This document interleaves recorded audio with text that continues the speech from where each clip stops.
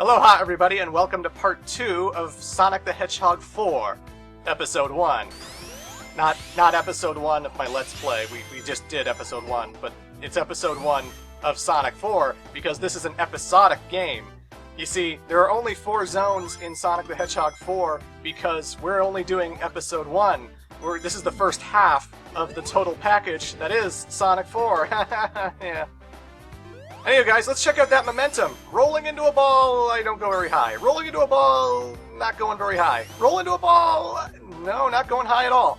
But if you just run up the wall, you launch so much higher. When you just run up the wall, you just go up. And there's like, you don't need to curl into a ball and stuff. You just run everywhere you need to go, and you will get to where you need to go. But obviously a lot of people see that as a big problem because in the old Genesis days, you had to roll into a ball in order to gain momentum when you went down a hill, and it would launch you so much higher and stuff. Like, there's this great moment in Chemical Plant Act 2 of Sonic the Hedgehog 2 where you immediately start the act by, like, going down this hill, and if you start rolling as you go down it, you would launch so much higher when you reach the end of it, and you'd reach a higher platform, and, oh god, no, don't do this to me again! Don't do this to oh god!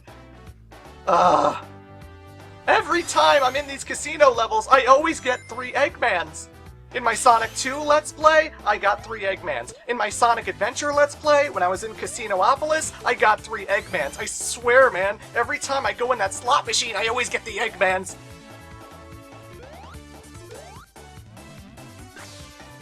I tell you, if I didn't have bad luck, I'd have no luck at all. Oh, boy. But yeah, this level's very reminiscent of Casino Night Zone from Sonic the Hedgehog 2. It's got all the rainbow-colored bumpy things that you shatter like 3 times, after hitting 3 times, I should say. You got these spinball, pinball, like flipper things where you hold the button down and then it launches Sonic and sends him where he needs to go. I just managed to get 50 rings in the nick of time so I could go to the special stage, so luckily the Eggman slot machine didn't screw me up there, but yeah. But getting back to the momentum stuff, yeah, it's just kind of weird that, like, there's actually a section in Spring Yard Zone in the original Sonic 1 where, like, you could find yourself in one of the pits, and there's no way to just sort of walk to get back to, like, a higher platform so you can get out of it. So it actually teaches players that, like, you have to curl into a ball in order to get out, because you roll, you go down, you go higher when you go up the other side, and then you go higher when you go up the other side, until you're launching super high because of the momentum and because Sonic curled into a ball. Like, it made you want to push down on the control pad when you were walking around as Sonic in Sonic 1, because you didn't have a spin dash in that game. You know, in Sonic 1, curling into a ball when you were approaching a badnik was always a good idea. It was the best way to kill caterkillers and stuff. And you could certainly still do it here. You could still push down and he'll curl into a ball, but, like, when you start going down a hill or something, you'll actually slow down after a while, even though you're going downhill. And that's like, that's not how it should be at all, you know? And every time you want to get to where you need to go, you need to run instead of spin. And that could bug some players. And, you know, I thought it was kind of interesting.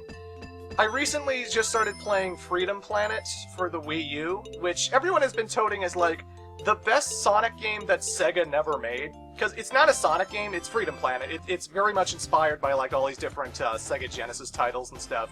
I think it's more of a Rocket Knight Adventures, Gunstar Heroes kind of game than it is a Sonic game. It just happens to have characters who look like Sonic, who kind of bounce on springs, who kind of go on loop-de-loops, and kind of look like Sonic characters, you know? But it doesn't really operate like a Sonic game at all. There's combat. You have to whack, like, the enemies, like, multiple times in order to kill them. You can't just jump into them once, you know, like in a Sonic game or whatever. But the other thing I noticed about it, and especially going by how so many people were gushing about what a great Sonic-like experience it was that you don't really curl into a ball in that game, unless you're Carol, I believe. And there's no momentum. You just walk up walls and they'll make it. They'll always make it if you just walk up a wall in Freedom Planet. And I thought, like, oh, that's exactly like Sonic the Hedgehog 4, Episode 1.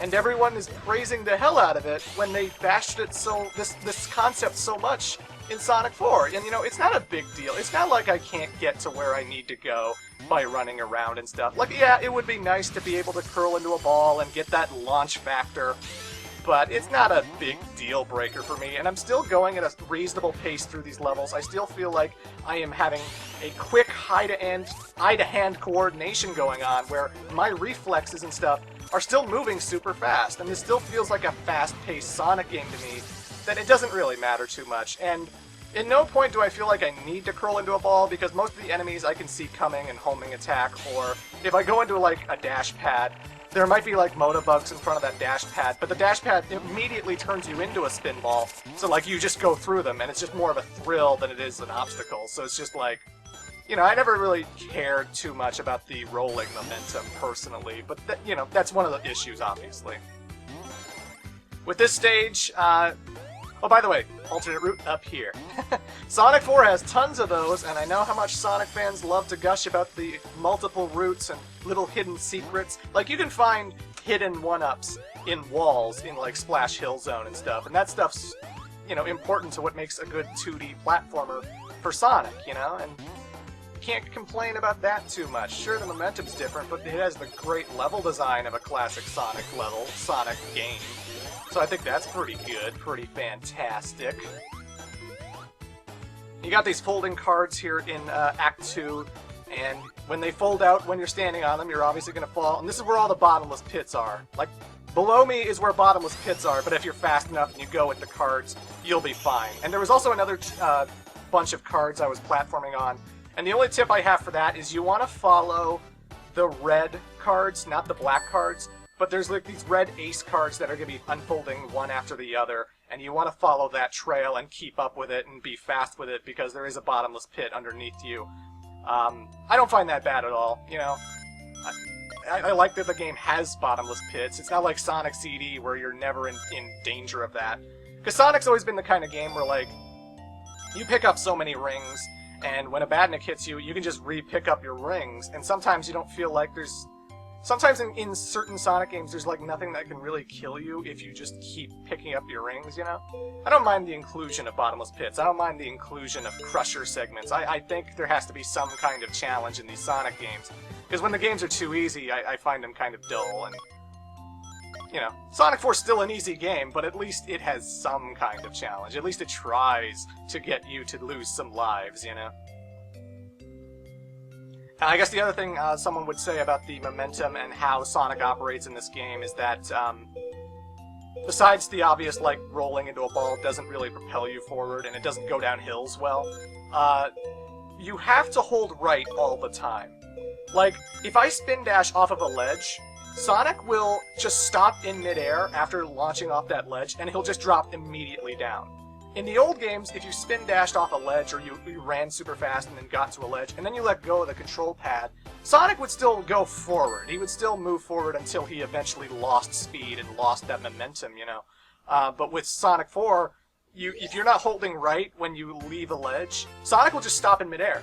Like, you have total control of whether you want him to stop moving in the air. Like, you could hit a spring, and you're, like, in the air, and then it's like you decide, like, you know what, I'm just gonna hold left, or I'm just gonna let go, and Sonic will just stop, you know? Like, sometimes it's different. Sometimes you'll hit a spring, and he'll keep going until he reaches his destination. Other times it feels like he'll just stop in midair, and the only tip I really have is to keep holding right. And especially, I learned that the hard way with a minecart section later in Lost Labyrinth, that even when you, like, hit a jump with, like, a minecart, you want to hold right, because if you don't hold right, you don't reach your destination, and then you fall into a bottomless pit, and then you die, and it's like, oh, that shouldn't have happened. I should have been propelled from the minecart to get to where I need to go, but, you know, it's not a deal breaker. It's not like this platforming I'm doing right now, which is very reminiscent of Spring Yard Zone from Sonic 1. It's not like that's ruined. It's not like me homing attacking these guys and moving super fast is ruined because of all this stuff. I still think these levels are super fun, the music's super catchy, and I still like it. This is what I like about 2D platformers. This is what I like about Sonic, you know? So we got these cannons in Act 3, and what makes this different from the cannons in, like, Sonic 3 and Knuckles. The Sonic 3 and Knuckles cannons would keep going left and right, and it was more timing of when you wanted to fire out of the cannon. But this one, you're moving where the cannon goes. You tilt left, it will move left, and it always has like these locked positions. Like, it's not like you can have exactly where you want the cannon to shoot. It's going to be one of like 5 different positions on one side and one of 5 different positions on the other side, you know? And generally, when you need to go to some place, you just follow the trail of rings, and it's not really hard to go where you need to go. Like, I just aim the cannon for where the rings are. Oh, I got where I needed to go. Aim for where the rings are. Yep, I'm good. Aim for where the opening is. Yep, I'm good. And the momentum's not wrong here. The momentum feels good. You know, I don't feel like Sonic is stopping midair or anything, so it's not a constant problem either. Aim for the rings. Boom! Went through. Hit the badniks. I love that. That's so fun. Sometimes, if you don't hit a badnik with a homing attack because there was no cursor on him, you'll do an air dash instead, but you'll still air dash into that badnik. And when you air dash into a badnik, you're still in ball formation, sort of, and you can kind of bounce through guys like that. That's why I was bouncing through those 3 bubbles badniks very nicely, and yeah. I think that level's pretty fun. I like positioning the cannons and shooting super fast when you know where you're going. And again, you're just paying attention to the rings. I don't even have to like memorize the stage. I just pay attention to where the rings go, and then I go there, and it all flows pretty nicely to me, you know? Anyway, we're on special stage 6 of 7 with the Chaos Emerald systems, and I'm not really talking about Puke Bag Zone. Some of these get really hard near the end, because the time limit gets stricter, the exclamation mark exits that you don't want to touch start popping up a lot more, and again, with the time limit, you can't really be careful, you gotta rush so that you can get to the end. And yeah, I've definitely lost some of these quite a few times. Special stage 7 is by far the hardest. I don't think it's miserably hard to the point where I spent an hour on it. Maybe I spent, I want to say 25, 30 minutes trying to get the last Chaos Emerald my first time. It's not really all that hard to me, you know? I like when Sonic games have some challenge. I don't think the Chaos Emerald should just be handed to you. I feel like you gotta earn them, and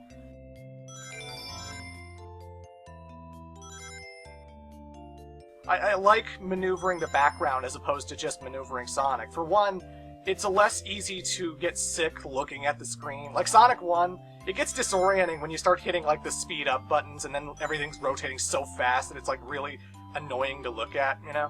But here, since I'm moving the background and not moving Sonic, I can kind of control where he's bouncing, and I have an understanding of like, if Sonic's going this way, maybe if I tilt the platform this way, he'll bounce to that instead of that, and I think that's kind of fun. I think that's interesting stuff. And again, anything's better than just the same old, go through the half-pipe, collect rings, reach the gate kind of Sonic special stages that we've seen like a million times.